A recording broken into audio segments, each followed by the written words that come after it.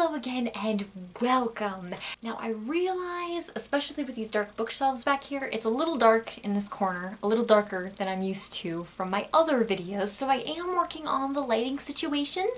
Unfortunately, this is what I have to work with right now. On to the review! Silver in the Blood by Jessica DeGeorge. I've only been waiting several months to read this book. Jessica DeGeorge, you had me at 1890s Romania.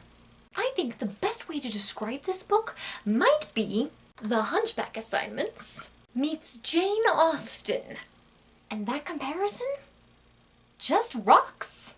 It has a lot of the same elements as The Hunchback Assignments, like the spying and the secret organizations and the time period and the mysterious elements, albeit of a more fantastical nature, but definitely told from a girl's perspective. There's mention of dresses and petticoats and balls and social calls, and of course, a nice selection of suitors to choose from.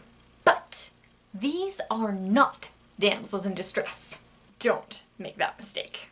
Now, I did think that this story had a slow start. Almost the first half of this book, we're tugged along with the main characters on this mystery about their family. I mostly thought it was long because, well, as the reader, the mystery isn't so much of a mystery for you. You kind of get the gist of what's going on long before your main characters Lulu and Dacia do. So I did get a little impatient. That being said, I really did like this story. A historical fiction set in Romania. And you know it's got to have something to do with you-know-who.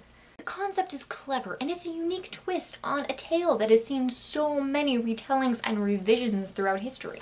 There are several fantastic characters in here, from Aunt Katerina to our heroines, to Cousin Radu, to our intrepid heroes, and the villains who make my skin crawl.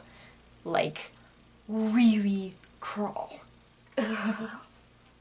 I loved watching the development of the characters, especially because one of them was unexpected for me, and I loved seeing that twist. I thought both our heroines had great arcs and great development. You could almost taste their frustration and their despair and their excitement. I loved the tone of the writing. We switch between the perspectives of cousins Dacia and Lulu. And, like I said, it feels so Jane Austen. The temperament of the girls in the time period was nailed. And I'm not just talking about petticoats and suitors, but in how they handled unexpected situations with calm and decorum, and of course a cup of tea. I enjoyed this story. It was very fun, it was very exciting, but I would be even more excited to see a sequel. Things end here in such a magnificent place that I want to see what happens next! Plus, I felt I only really got to know characters at the end of the book. And they are so much fun. I want more of them. Now this wasn't due to poor writing or characterization at all. Get that idea right out of your head. For some of the characters, we just don't know their full purpose or role in the story until near the climax. For other characters, like our heroines, it is because of their character development. I like them from the get-go, but I love them by the end. So while this is a good book, and a book I would highly recommend, I think a continuance of it could be even better. As a caution, there is some mature content in this story. There's nothing risque, but for example, the villain does threaten to force himself upon our heroines, and so you can tell it's just for an older audience than I think a lot of her other books are, so just be aware of that if you're thinking about reading this. Definitely for older readers.